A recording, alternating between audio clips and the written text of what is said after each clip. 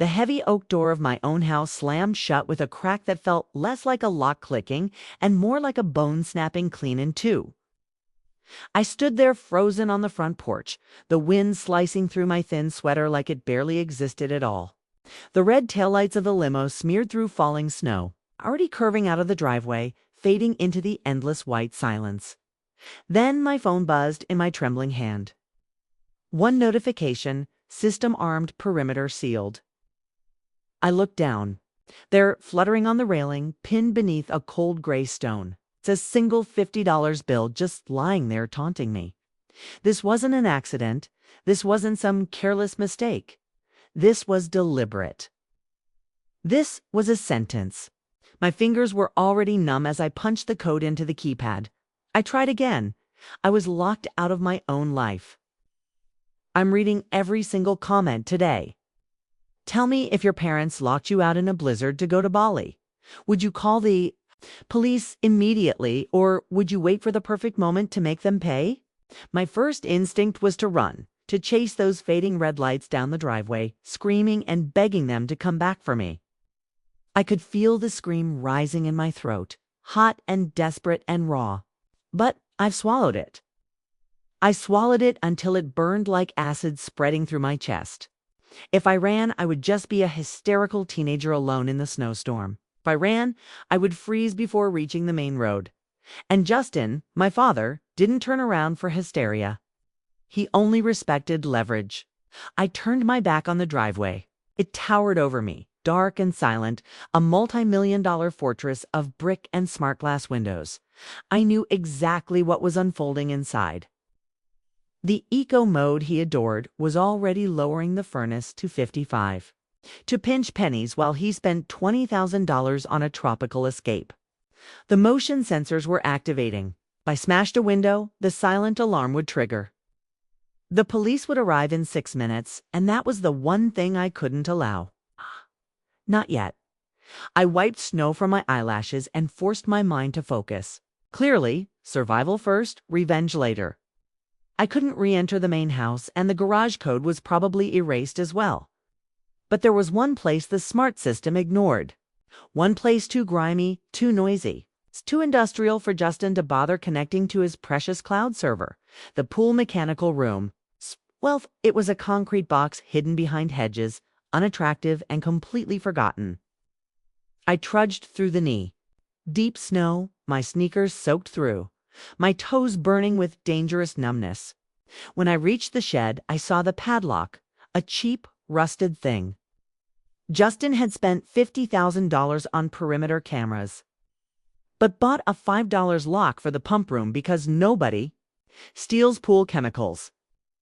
I spotted a loose landscaping brick half buried in frozen mulch nearby. My hands were shaking so badly I nearly dropped it in the snow. On the third strike, the hasp cracked apart. I yanked the heavy metal door open and slipped inside. The noise hit first, a deafening, rhythmic thrumming from massive filtration pumps. It roared like a jet engine trapped in a closet. Then came the smell, a sharp chemical sting of chlorine and ozone that burned my watering eyes. But beneath the noise and stench, there was something else. Heat. The massive pumps created waste heat as they operated, keeping the uninsulated room near 62 stop pipes from bursting open. It wasn't comfortable, it wasn't home, but it was life. I dragged old mildewed pool tarps into the corner furthest from vibrating machinery. I built a nest curling into a tight ball to trap my fading warmth. My shivering turned violent, my teeth clattering so hard my jaw ached. I reached into my pocket and pulled out my iPad. The screen was cracked badly. Spiderweb of shattered glass spread across the display. 5% battery? I didn't use that 5% to call anyone. I didn't message my friends. Instead, I hit record. The red dot began blinking steadily. I looked straight into the lens, my face pale, lips blue, hair soaked with snow. I stared at the blinking red dot on screen, listening to relentless mechanical turning of pumps. I had to explain why I was here. Why I hadn't simply walked down the driveway and flagged a police car for help. Flashback to 1 week ago. The kitchen island was polished marble, icy beneath my fingertips. Justin stood across from me holding a manila folder like it was a loaded weapon. He was smiling, but it was that thin, tight smile that never reached his calculating eyes. The smile he wore when closing deals already won. "Madison," he said, his voice smooth, reasonable. "We need to talk about your behavior lately. The attitude, the constant disrespect."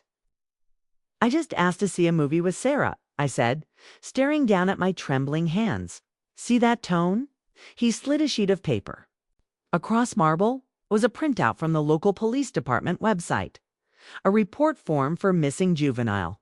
Runaway. "You're a troubled teen now, Madison," he said, tapping paper with manicured fingernail. "If you step 1 foot off this property while we're gone, I've already prepared the report."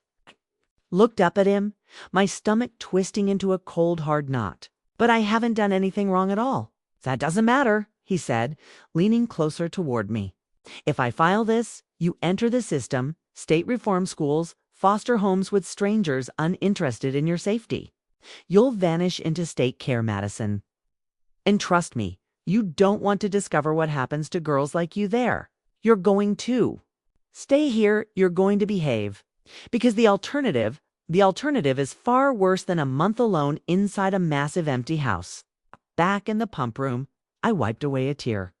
Before freezing, I looked into camera lens. My eyes hardened. He told me no one would believe a word I said.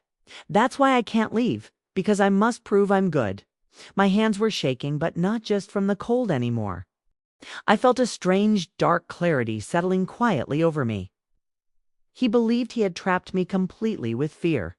He believed he had silenced me using threats, but he had forgotten one important thing. He had taught me to be obedient. He had taught me to stay quiet, but he had never taught me to be foolish. I tucked the iPad deep within my layers of clothing to preserve the battery warmth. I wasn't merely hiding inside a pump room. I was waiting. And while I waited, I would memorize every word, every threat, every calculated moment of icy precision. Because when the time finally arrived, I wouldn't just tell my story. I would show it. Day 3. The silence inside the pump room felt dense and suffocating, broken only by the mechanical heartbeat of filtration machinery. I was hungry.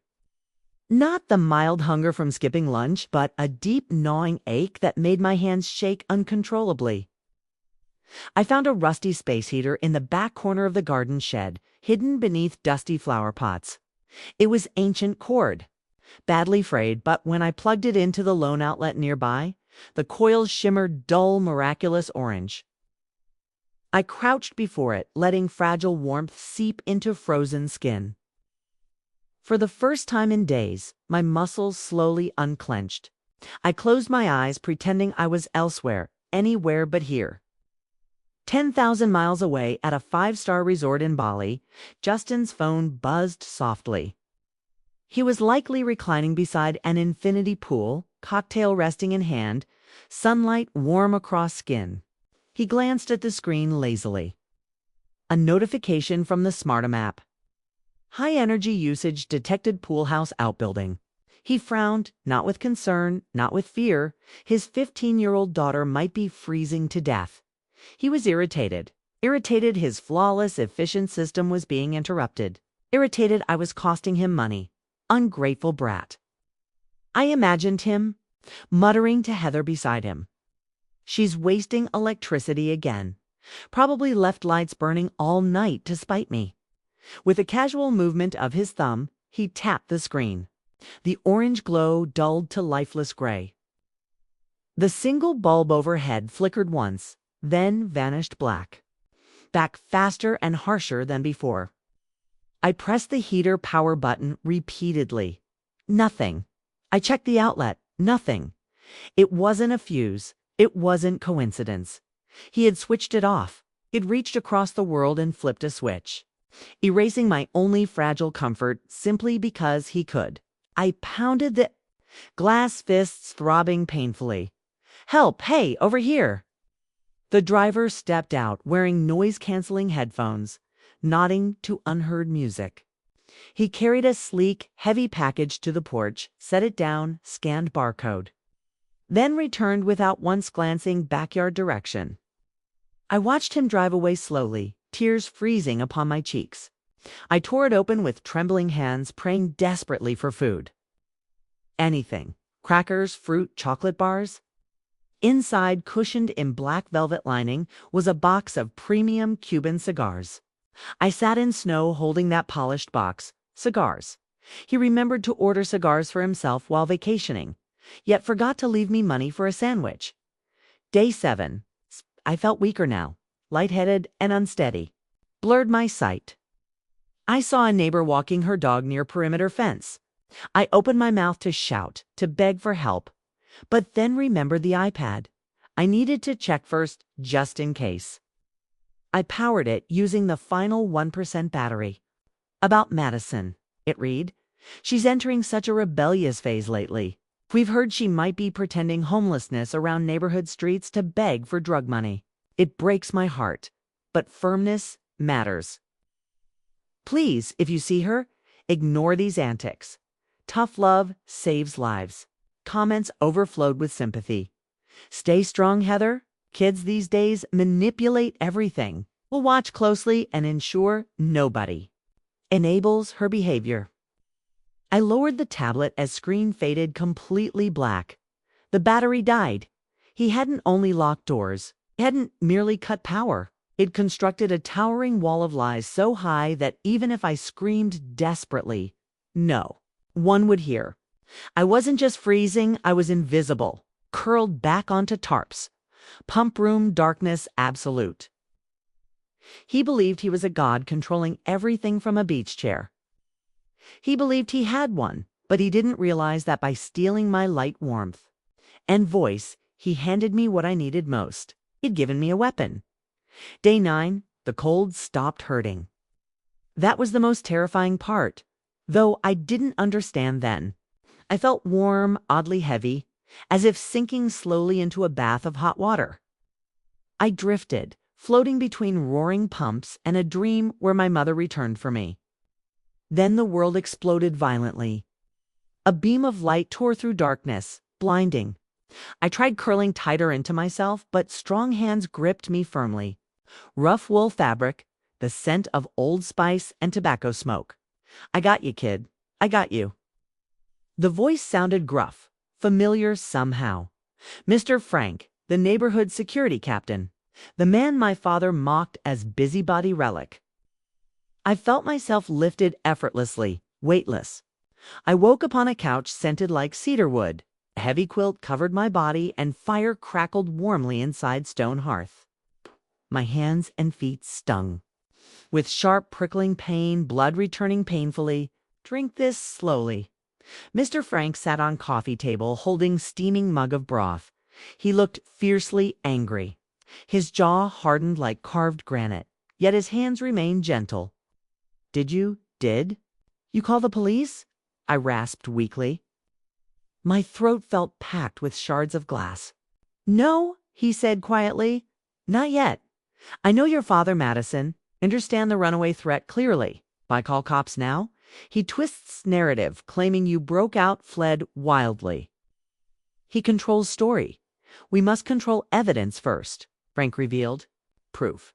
He installed system personally and secretly created mirror backup server. Knowing my father's obsession with control, on screen appeared kitchen security footage. My father calmly ordering heat, disabled in garage code, scrambled to teach harsh lesson. Server logs verified everything. His admin account accessed, his IP address traced to Bali, remote shutdown command stamped precisely. He didn't neglect you, Frank said firmly. He tried to harm you and left fingerprints behind. But there was more. My mother anticipated this possibility. The house wasn't entirely his legally. Hidden within the deed-rested clause stating ownership required home remains safe for her heir. Me, the instant he cut power and endangered my life. Ownership automatically reverted to trust. Legally, my father ceased being homeowner that night. When he returned days later, confident and smug, his access was denied. The lights came on.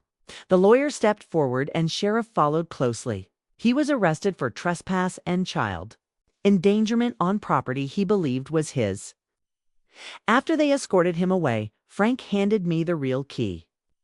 Inside, I deleted my father's admin profile permanently. His system, his house, his control erased. He believed technology made him untouchable. Instead, it testified against him. The house didn't protect him.